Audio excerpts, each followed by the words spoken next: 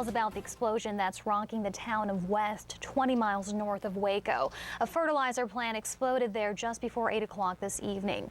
A firefighter from the nearby community of Lacey Lakeview tells YNN that a nursing home across the street from the plant has collapsed and people may be trapped inside. The entire town of West is being evacuated. Our first visuals coming in of an explosion at a fertilizer plant in the town of West. These are live images you're seeing from a helicopter from a station out of Dallas. West is a small community of just about 2,800 people, 18 miles north of Waco. Take a look at live images now coming out of West. This is the emergency response now. It looks like they're surrounding what looks like a field house.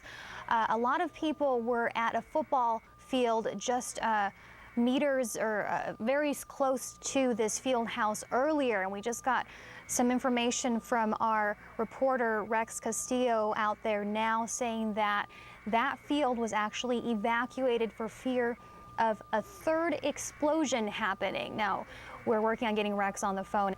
From what I understand, Heidi, talking to some first responders here, the football field has been evacuated and moved to another location.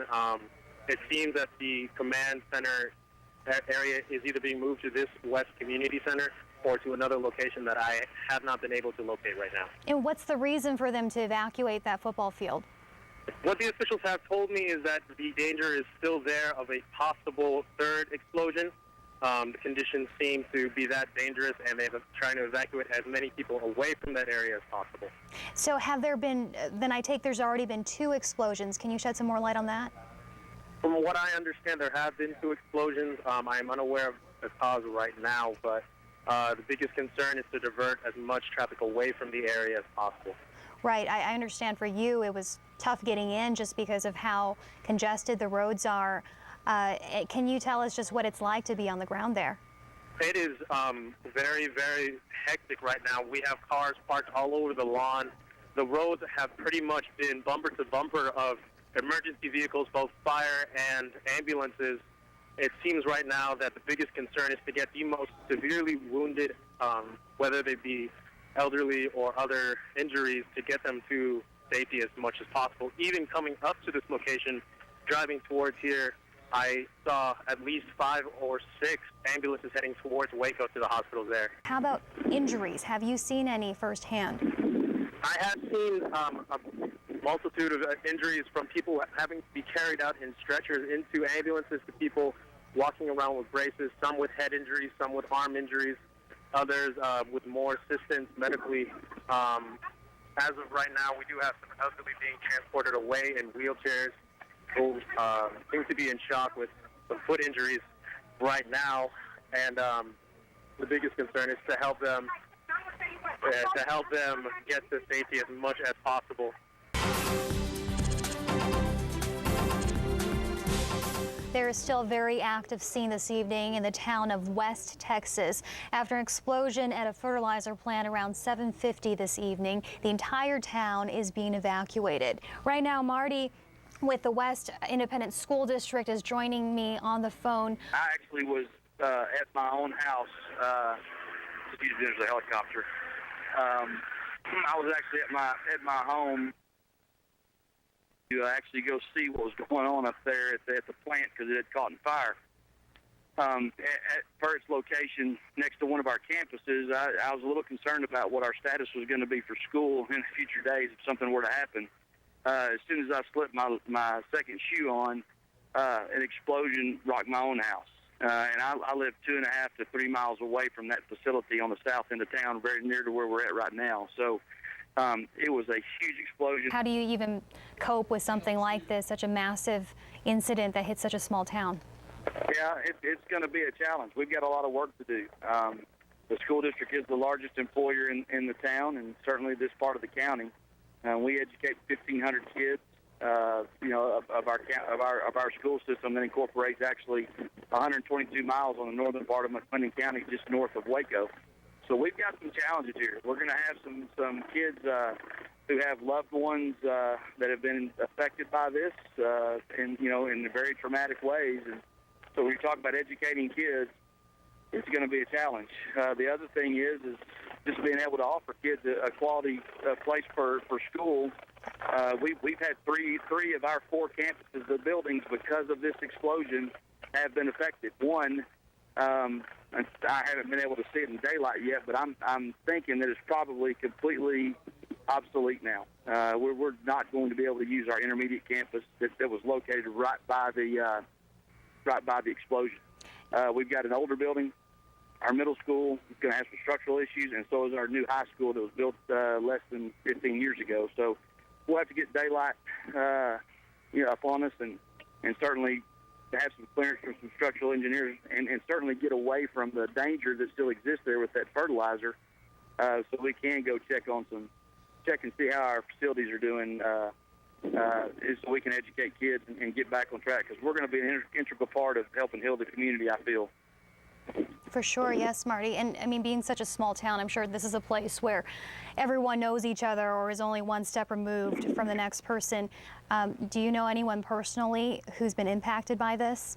Yeah, I'm not prepared to release any names at this time, but there's a firefighter or two there that could potentially have been involved in this, an initial impact of the explosion that I worked with pretty closely in partnership with our city. And certainly that's going to be a challenge here. Whenever we hire someone new, we always tell them, welcome to the way things used to be. And that you're right. We do have a very close-knit community. We watch out for each other's kids. We attend our kids' weddings, and we attend our loved ones' funerals together. So when daylight gets here and we start figuring out what happened, and again, as long as we can be safe, we've got a lot of work ahead of us here in the town of West. Well, thank you very much, Marty, and I certainly hope, as you mentioned, that funerals will not be the reason that this community come together as this tragedy unfolds. We do not have numbers yet on exactly the number of injured or deceased, and we certainly hope those numbers are not high or non-existent. Thank you again, Marty, the superintendent of West ISD. We also want to take you at home to some video, some home video of the initial moment of the explosion. Here's a look at that.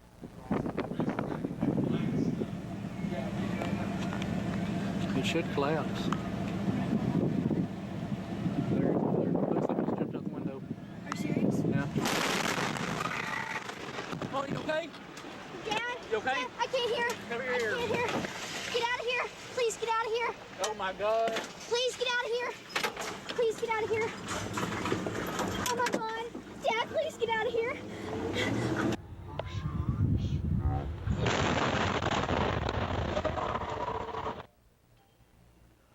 Tough to see, tough to hear there.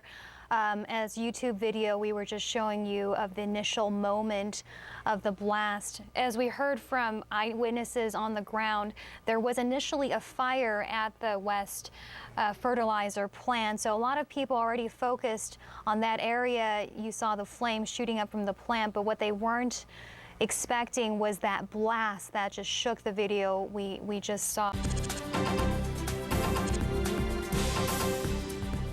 More information coming out of West Texas, where a fertilizer plant explosion rocked the community and continues to cause damage as authorities try to get a handle of the situation.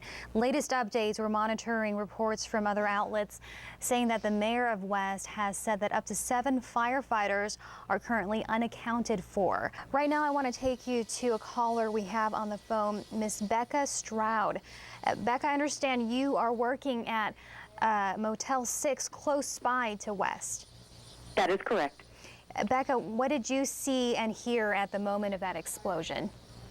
I was actually in the front lobby with a guest in the lobby, and we were conversing, and all of a sudden all 4 of our lobby doors all got blown open and then slammed shut. We weren't aware of what caused it, and then I had a guest step out and ask if that was thunder that he heard, but we couldn't determine until we actually heard the report of the actual explosion. How far away are you from that explosion? We are just about 15 miles north, and we are directly on 35. 15 miles away, and you still had your doors blown in. That is just incredible and testament to how strong that force must have been. We're actually showing viewers at home images of the damage up close. We're seeing fire, twisted metal. Becca, you work so close to this community. I imagine you must know it pretty well. Yes, and going out to everybody that is affected by this. I have already had one family that had to evacuate that I had to provide a room for tonight, and they're just devastated and trying to find out from their friends and families that everybody's okay. How would you describe the town of West? West is actually a very, what I consider a very quaint, small-town community. It's a nice area. We heard from the school superintendent there that it is a place that's still rooted in the past, so to speak, where everyone still knows each other, a quaint, small Texas town. How do you think people are going to come together to overcome this big tragedy that's now unfolding? I can tell you we've already seen the repercussions of that. The southbound traffic on 35 has been solid from all emergency service people that are trying to respond to this, friends and family trying to get in and donate and give blood and do what they can. So they are definitely going to rally around each other. We return to our breaking news coverage of the explosion in the town of West Texas. A DPS press conference that happened shortly a few minutes ago told our reporter Rex Castillo some grim numbers that more than 100 people are believed to be injured, and the unconfirmed number of possible fatalities, according to these officials, possibly 50 to 75. Now, these numbers we're still working on confirming. We have a guest on the phone, Mr. Bill Tarleton, who I understand, Bill, you live in West and you volunteer to be a first responder. I've been a first responder for several years, and I do volunteer and associated with the West EMS and Abbott Volunteer Fire Department from time to time when needed. Yeah. And tell us how you helped out tonight. When we heard the explosion, I went to the scene and just offered my assistance in any way possible through the EMS part of it, and as well as I'm also I work with many of the school districts around here, so we work in getting resources and offering to open school districts for patients or whatever needed evacuees if necessary. What did you see when you first got there? It's an extremely intense flame. It's a very, very bad fire. A lot of damage in the several block area. I parked over at the high school and walked toward, there was one injured firefighter that we assisted and loaded him on the ambulance. And I visited with other firefighters there who had fellow firefighters that could not get out. Bill, I know this must be so tough for you seeing this in a community that you live in where it's so tight-knit. All these people that you helped, and even some that you said you could not reach, did and do you know any of them personally? No. I knew the names, but the ones that were mentioned to me that we know of, that they knew of, that they told me, I did not know them personally. I heard their names and knew of them, but did not know them personally. And you said that you helped initially in moving some of these injured. Was it to that football field that was initially set up as the triage center?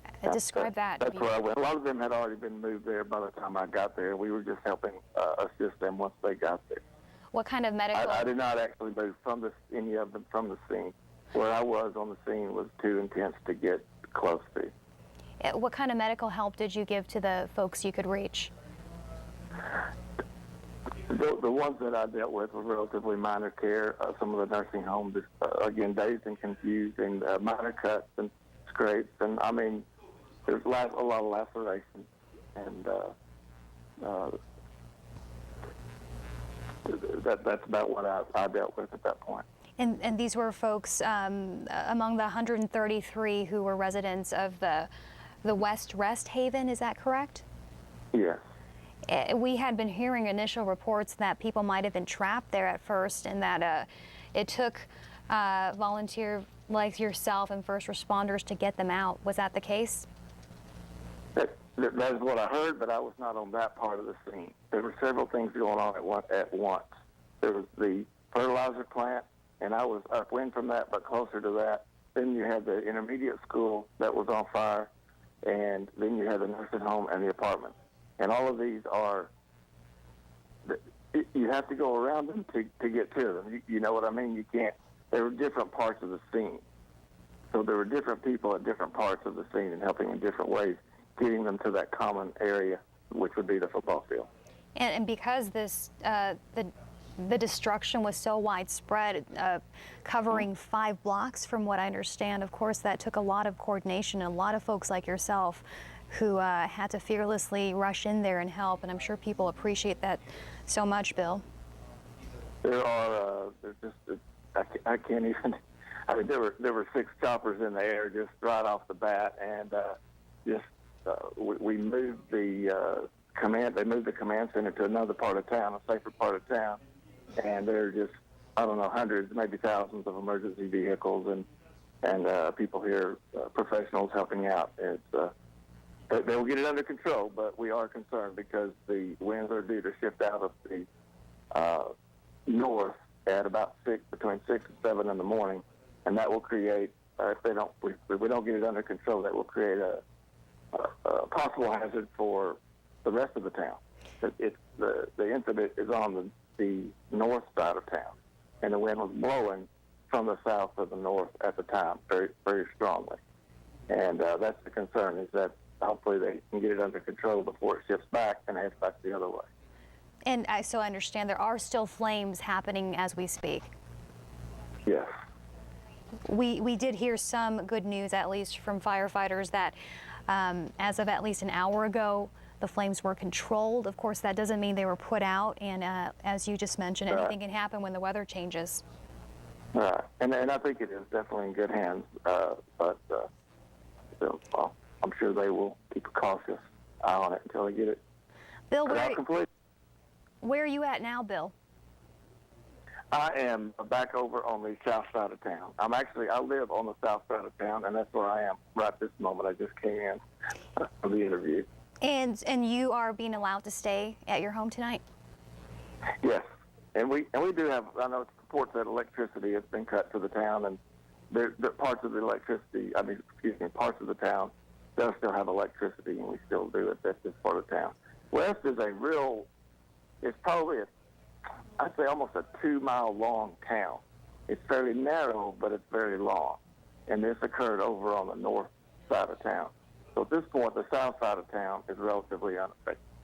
Well, being a longtime resident of West, talk about the importance of this fertilizer plant. I mean, was it a major employer, and did you know of any issues, perhaps safety concerns with it? I didn't know of any, and I have not lived in West that long. I've been here about 6 years, but I did not know of any concerns. I'm sure.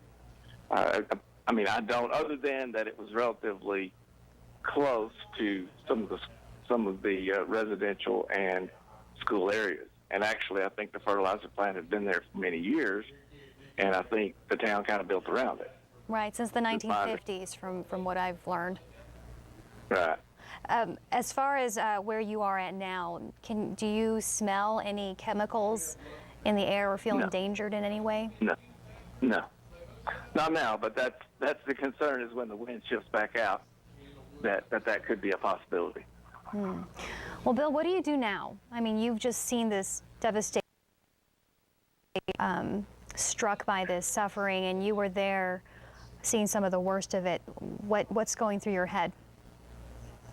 Oh, your thoughts and prayers are, of course, with the families, because there are going to be quite a few people affected by this, and so it's a very tight-knit community, and a lot of the people have been here all their lives, and a lot are related, and it's going to have a huge ripple effect. It's going to be it's a sad deal, but it's also a strong community, and we'll go forward. In your years as a first responder, I mean, could you ever have prepared for this evening? No, no, I don't think so. I mean, you do prepare for it, and you think you are, but it's almost surreal. It definitely looks as close to a war zone that I've ever seen. Well, Bill, I hope you do rest tonight. Thank you so much for the work you've done. I'm sure everyone in West extend their full appreciation to you and all the first responders who have risked so much to help. It's been a huge team effort.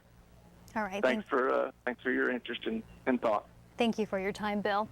And we just got word now that our correspondent on the ground there, John Salazar, can join us live. There he is at a media staging center. John, can you shed some light on what's going on where you're at?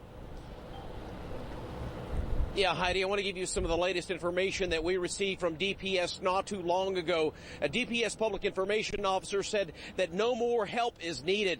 This place is saturated not only with volunteers that have showed up to help out in the aftermath of the massive explosion, but also emergency personnel. They've got plenty of firefighters and law enforcement in the area. Also, all the gas is shut down in the area as we speak for further precaution, as we know that the fertilizer is still smoldering at the fertilizer plant, and there's a massive search and rescue that is ongoing door to door, according to DPS. Now, another interesting footnote that we heard just moments ago via email, that this massive explosion registered a 2.1 on the Richter scale, an incredible blast that was able to get picked up by scientists. Now, we were able to speak to a local reverend earlier that said he saw this entire thing envelop, as well as what the DPS trooper saw once he went inside the location. Take a listen.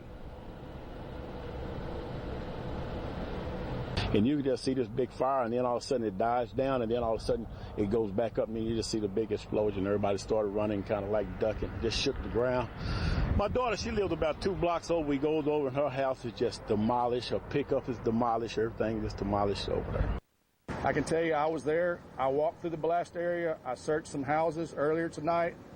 Massive, just like Iraq, just like the Murray building in Oklahoma City. Just looked just like a war zone. Never seen nothing like it in my life except on television. It's like a war zone, you know. It's very shocking, very shocking.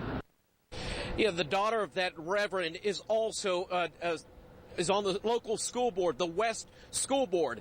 That gentleman said that his daughter's house is completely blown up, and it won't be until daylight until we can get a first-hand look of just the damage that has occurred. And now standing with me are a couple of Baylor students that heard about the accident and decided to drive in from Waco to help out. Tell me what you guys saw once you made it inside of West. We came in and we just saw ambulances and fire trucks and responder units everywhere and people, and it was complete chaos, and you just see the devastation and it's just mayhem, absolute mayhem. You guys were able to make it close to the nursing home that was damaged. What can you say about the nursing home? Well, basically, whenever we got to the safe zone right over here, you just saw just wheelchairs after wheelchairs just full of, elderly men and women just bandaged up or just not in good health, and but a lot of people were there to take care of them, so that was great. You guys were helping out hands-on. Tell us what kind of assistance you guys were able to apply. We came in, we didn't really know where to go at first, and so we went to the nearest place we could go to, which was the Salvation Army truck, and we came in and they just said what you need to do is just get water to these people and food, and so we went out and passed water to the people, some of the victims, and of course some of the responders and stuff like that, because they've been on their feet, for several hours here working, so they're pretty tired. DPS has told us that there are hundreds of people that have been injured because of the explosion. What can you say about the injuries that you witnessed firsthand? We mostly, like he said, my friend Eric, there were a lot of people, elderly people, but there were some people obviously with head bandages and stuff, and there was a woman with a smock on, it was covered with blood, a nurse, something like that. She obviously hadn't been injured, but they're, injuries, and there's blood from the injuries and stuff, and there were some people being wheeled out on stretchers and stuff, and they had a triage unit with IVs set up almost like a MASH unit, something you'd find in a war zone. Can you tell us about some of the damage that you saw to some of the buildings? We're hearing that many of the buildings within about a 5-block radius were completely leveled. What is it that you guys saw as far as damage? Again, we were in the safe zone, so we were about 2 to 3 miles out from the actual site of the explosion. And technically, we didn't actually see any of the buildings or anything, but we definitely saw the aftermath of what happened. Gentlemen, thank you for your time. We return to our live coverage of the explosion in West Texas. We do now have some numbers about the injured. According to the CEO of Hillcrest Baptist Medical Center in Waco, more than 100 patients are currently there. Parkland Hospital in Dallas has seen 9 patients, and 2 children have been taken to McLean Children's Hospital in Temple. Also, the Providence Healthcare Network saw 30 patients, while 200 off-duty staff members have come to the hospital to work. And because they say of the great work that has been done at the trauma triage centers on the scene, not too many people still need help at the hospital. Only 14 patients will have to be admitted. Now, there is just an outpouring of support for the town of West. Even Willie Nelson has chimed in on his Twitter account saying that West had been in his backyard all his life, that his heart is praying for the community that he calls home. Also, the governor of Texas, Rick Perry, earlier issuing statements of support, and people, also everyday people coming together on Twitter. We saw earlier some Baylor students who rushed to town thinking they might be able to help. Also, some UT students have organized a blood drive for tomorrow, with more details of that expected to come out. For those of you at home who are feeling the itch to help, and I know there's certainly many of you out there, officials are saying at this point, doing nothing is actually the best you can do. Just take in the information and be patient, because right now there are so many people in West already. Things are becoming more crowded, more complicated, and at this point, because flames are still raging, they just want to make sure everyone stays safe and that no one who isn't immediately needed is present. So they're asking people not to go to West anymore. In fact, you won't get in because those roads have been blocked. But earlier, the CEO of Hillcrest Medical Center was saying that by tomorrow morning, more blood drives will be organized because he will be needing the blood, he said, in Waco. So expect more information coming out there of how you can go and donate blood to help these victims. Again, at least 100 patients, possibly much more, have been injured in these blasts. No confirmed fatalities, but we've heard from people on the ground there, first responders, that that number likely will rise. Thank you so much for watching our coverage this evening. We hope that we're able to provide you with the latest information. That's what we've been doing. That's what we've been putting our correspondents out there on the field to do. Bringing you the stories of these first responders and community members who have been so brave in this time of trial, coming together and helping this town get a grasp of the situation and to eventually heal.